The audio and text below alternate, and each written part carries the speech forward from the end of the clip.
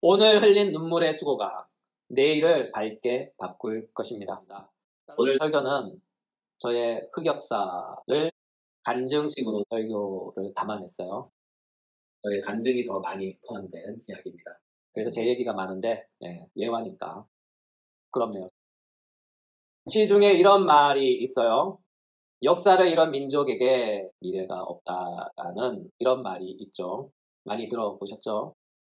이 말의 기원에 대한 좌우의 주장이 있지만 그 말을 누가 했던 간에 이 말이 주는 교훈의 본질을 흐리지 않았으면 좋겠다 하는 생각이 듭니다.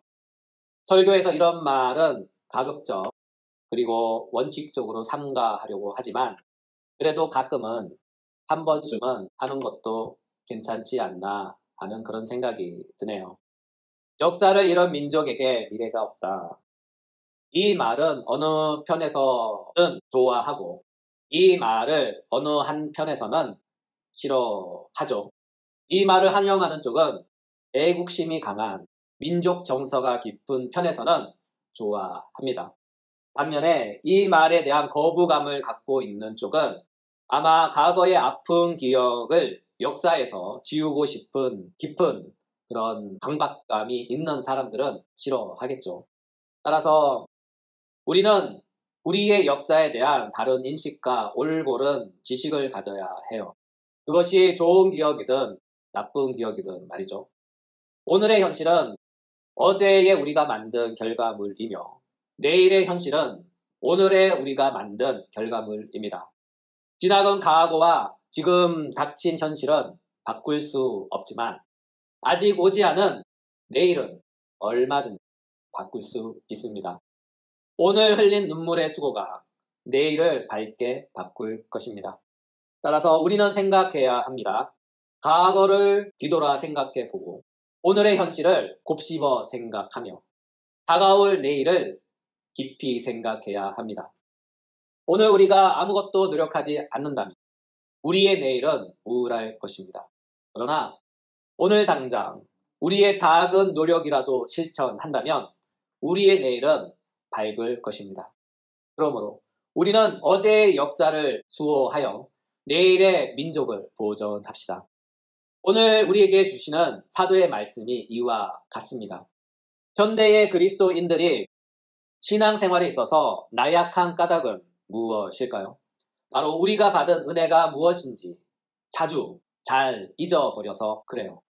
우리는 하나님께 종종 이렇게 따집니다. 하나님, 내 기도 왜 안 들어주세요? 또한 이런 볼멘 소리도 하죠. 하나님 도대체 나한테 왜 이러시는 거예요? 이것이 우리의 현실입니다. 이것이 우리의 태도입니다. 이와 같은 까닭에 사도는 말씀하셔요. 에베소서 2장 11절 12절 그러므로 생각하라. 너희는 그때의 육체로는 이방인이요 손으로 육체에 행한 할례를 받은 무리라 칭하는 자들로부터 할례를 받지 않은 무리라 칭함을 받는 자들이라. 그때 너희는 그리스도 밖에 있었고 이스라엘 나라 밖에 사람이라. 약속의 언약들에 대해서는 외인이요 세상에서 소망도 없고 하나님도 없는 자이더니. 특히 이 본문에서 생각하라를 주목해 보셔요.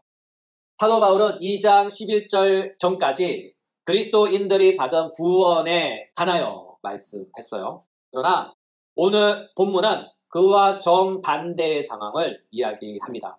달리 표현하면 너희가 하나님의 은혜로 구원받았는데 너희가 하나님의 은혜로 구원받기 전에는 너희가 하나님에 대하여 어떤 상태였는지 잘 생각해 보라라고 사도는 말씀하고 있습니다.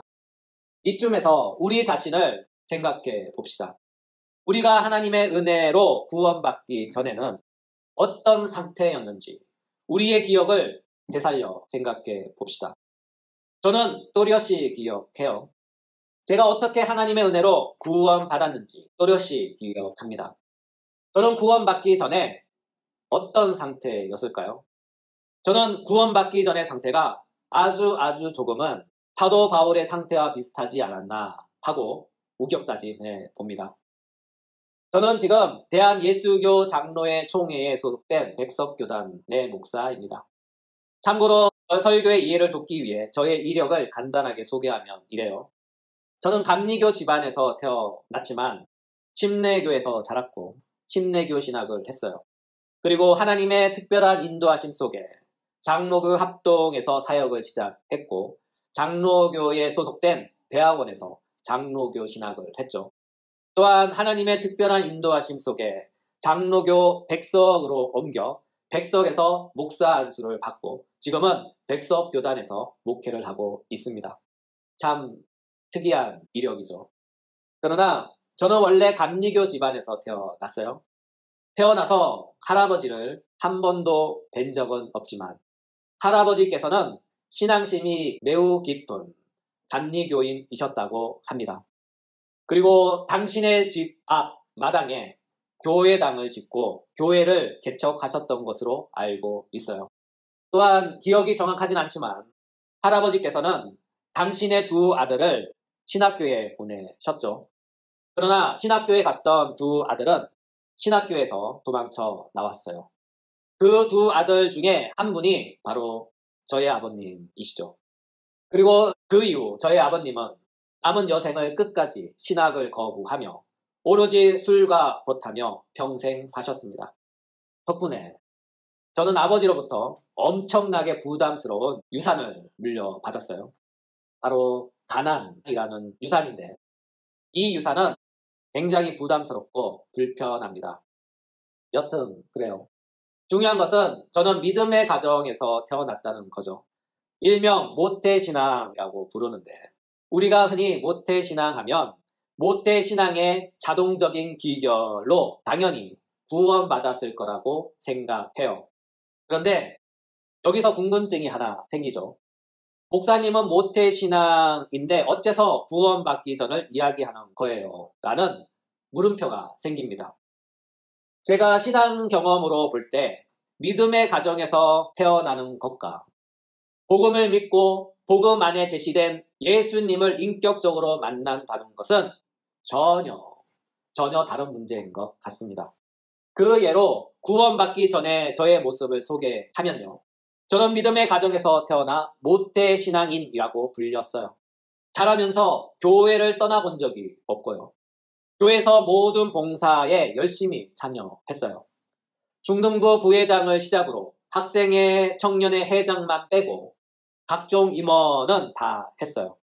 주일 예배는 물론이고 학생임에도 불구하고 수요 예배, 철야 예배, 때론 새벽 예배까지 그리고 각종 부흥회, 찬양 집회 등을 다 참석했어요. 교회 성가대는 물론 찬양단까지 열심히 봉사했죠. 또한 신학대학도 다녔고요. 또한 교회 전도사로도 사역을 했어요. 그럼에도 예수님을 인격적으로 만난다는 것, 달리 말하자면 구원받는다는 것은 전혀 다른 문제인 것 같습니다. 제가 구원받은 때는 이러합니다. 피는 못 속인다고 저도 아버님과 같은 길을 걸었죠. 신학교를 갔지만 소명을 발견하지 못해서 졸업을 1년 앞두고 신학교에서 도망치듯 휴학을 했어요. 그리고 다시는 돌아가지 않았죠. 그리고 가난에서 벗어나기 위해 열심히 돈을 쫓아 다녔어요. 그 과정에서 많은 빚을 지게 되었고 그 결과 황금기 같은 청춘을 빚 가운데서 어둡게 지내며 어렵게 삶의 기반을 다져갔습니다. 그러다 광활한 황무지 같은 곳에 깃발 하나 꽂은 것 같지만 타지에서 생고생하며 어느 정도 자리를 잡았을 때였습니다. 어느 날 하나님의 부르심이 찾아왔어요. 그 부르심으로 인해 겨우겨우 자리 잡았던 삶의 모든 터전이 풍지박살 났어요. 그래도 버텼습니다. 그 옛날 누구처럼요. 이걸 볼 때 사람은 참 어리석은 것 같아요. 똑같은 역사를 반복하니까 말이죠.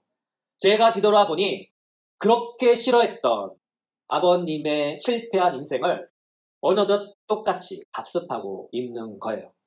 그러다 결국 인생의 쓴맛을 보았죠.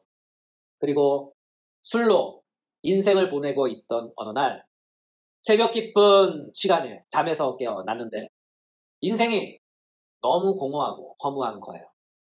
삶의 모든 것이 무너졌고 내일의 희망은 도저히 보이지 않은 거죠. 바로 그때 저 멀리서 새벽의 고요함을 가르며 힘차게 달리는 기차 소리가 들렸어요. 그 기차 소리가 마치 저를 부르는 것 같았죠. 이리 와, 이리 와. 평소 같았으면 참 무섭고 두려웠고 죽을 생각을 못했었는데 그날은 무슨 이유인지 모르게 용기가 났어요. 그리고 결심했죠. 가자. 이제 이 고생을 끝내자. 그리고 몸을 일어나려는데 갑자기 어머니 생각이 나는 거예요. 제가 강원도 양구에서 군생활을 했는데 그 군생활 하는 동안에 아들은 추운 곳에서 겨울을 나는데 당신께서는 따뜻한 곳에서 잘 수 없다며 그 추운 겨울 날임에도 불구하고 보일러도 사용 안 하시고 온몸으로 추위를 견디신 어머니. 그때 문득 어머니의 모습이 떠올랐고 어머니의 모습이 참 가련하게 불쌍하게 보였어요. 그 가난한 생활 가운데서도 남편의 갖은 폭력에 시달리면서도 아들 하나 보고 견디시며 버티신 어머니. 그때 가만히 생각해 보니까 지금까지 살면서 어머니께 효도 한번 하지 못한 거예요. 그래서 생각했어요. 그래, 죽기 전에 마지막으로 어머니께 효도 한 번은 하고 죽자. 그리고 무엇으로 마지막 효도를 할지 고민할 때 한 가지 장면이 떠올랐어요. 그것은 제가 신학대학교 입학했을 때 그 누구보다 기뻐하셨던 어머니의 모습이 생각났어요. 그래서 생각했죠. 그래, 죽기 전에 신학대학이라도 졸업하는 모습을 보여드려야겠다. 그것으로 어머니께 마지막 효도를 해야겠다고 생각했어요. 그리고 그날 날이 밝자마자 천안에서의 모든 생활을 정리하고 대전으로 내려갔죠. 그리고 졸업을 했습니다. 여기서 문제. 제가 졸업을 하고 죽었을까요? 살았을까요? 네, 살아있으니까 지금 여러분 앞에서 설교를 하고 있겠죠. 그때 이후 몸 아프면 약 먹고 보조식품도 잘 챙겨 먹고 굶어 죽을까봐 끼니 때마다 열심히 잘 챙겨 먹으며 지금까지 잘 살고 있습니다. 이걸 볼 때 사람은 참 변덕이 심한 것 같아요. 그리고 그 이후 제가 대전에서 열심히 사역하던 어느 날 설교를 준비하고 있는데 갑자기 문득 그날이 생각이 난 거예요. 그때 제가 죽음의 마지막 문턱에 서 있을 때 가엾은 어머니의 모습으로 극적으로 찾아오신 분은 다름 아닌 예수님이심을 깨달아질 거예요. 아, 그때 나를 찾아오신 분은 예수님이셨고 예수님께서 가엾은 어머니의 모습으로 그 절체절명의 순간에 찾아오셨고 그분께서 나의 영혼을 이끄사 죽음에서 생명으로 옮겨주신 것이죠. 그리고 생명뿐만 아니라 당신의 거룩한 사명도 주시고 마침내 목사가 되게 하셨죠. 저는 지금도 생생히 기억합니다. 그때 나를 찾아오셨던 주님, 인생의 위기 때마다 나를 찾아와 나를 붙잡아 주신 주님, 그분은 바로 나의 주님이신 예수님이에요. 그리고 나의 주님께서 저에게 이런 말씀을 하셨어요. 이사야서 41장 1절. 내가 붙드는 나의 종, 내 마음을 기뻐하는 자, 곧 내가 택한 사람을 보라. 내가 나의 영을 그에게 주었은즉 그가 이방의 정의를 베풀리라. 이사야서 43장 2절. 내가 물 가운데로 지날 때 내가 너와 함께 할 것이라. 강을 건널 때 물이 너를 침몰하지 못할 것이며 내가 불 가운데로 지날 때 타지도 아니할 것이요 불꽃이 너를 사르지도 못하리니. 이것은 제가 예수님을 만난 이야기, 이 목사가 구원받은 이야기, 저의 간증입니다. 바로 주님을 인격적으로 만났던 이야기입니다. 그렇다면 여러분은 어떤 구원의 이야기를 갖고 계십니까? 사람마다 각양각색 다양한 신앙 경험을 갖고 계실 거예요. 그러나 한 가지 분명한 사실은 우리 모두가 예수님을 만난 경험을 갖고 있다는 거예요. 예수님을 만났다는 거. 우리가 어떤 상황에서 무슨 사연으로 만났든지 중요한 것은 우리 모두가 예수님을 인격적으로 만났다는 사실입니다. 이와 같은 까닭에 사도는 우리에게 말씀합니다. 그러므로 너희는 생각하라. 너희는 예수님을 만나기 전에 어떤 상태였는지 깊이 생각하라는 것입니다. 오늘의 말씀을 마무리합니다. 오늘 설교의 모든 요약과 같은 복음성가를 하나 소개하고자 해요. 복음성가 제목은 이렇습니다. 3절만 소개할게요. 내가 주를 처음 만난 날, 김석균입니다. 3절입니다. 내가 이제 주를 만남으로 죽음의 길 벗어나려네. 변찮는 은혜와 사랑 베푸신 그분만이 나의 구세주, 주 예수 따라 항상 살리로다. 십자가 지고 따라가리라. 할렐루야. 주를 만난 이 기쁨, 영광의 찬송을 돌리라. 여러분, 하나님이 원망스럽습니까?